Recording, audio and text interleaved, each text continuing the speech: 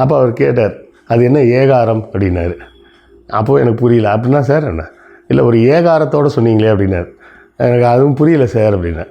இல்லை எனக்கே அப்படின்னு ஒரு ஏகாரத்தை போட்டு சொன்னீங்களே அப்படின்னு கேட்டார்.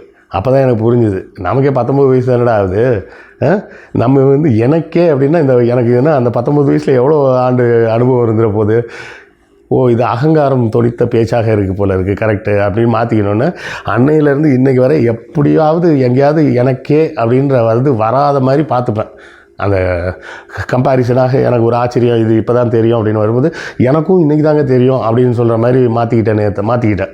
அப்போ அந்த ஒரு ஆசிரியர் அன்னைக்கு அந்த ஒரு சொல், அது என்ன ஏகாரம்னு கேட்ட கேள்வி என்னுடைய வாழ்க்கையில் ஒரு மாற்றத்தை ஏற்படுத்தி இருக்குல்ல. அப்போ அந்த ஆசிரியர்கள் வருங்கால சமுதாயத்தில் வரக்கூடிய மக்கள் எல்லோரிடமும் மாற்றங்களை உருவாக்க வேண்டியவர்கள். அந்த மாற்றத்தை செய்யணும்னா அவங்க அந்த வேலையில் இன்னும் டெடிக்கேட்டடாக உட்காந்து வேலை செய்யணும்.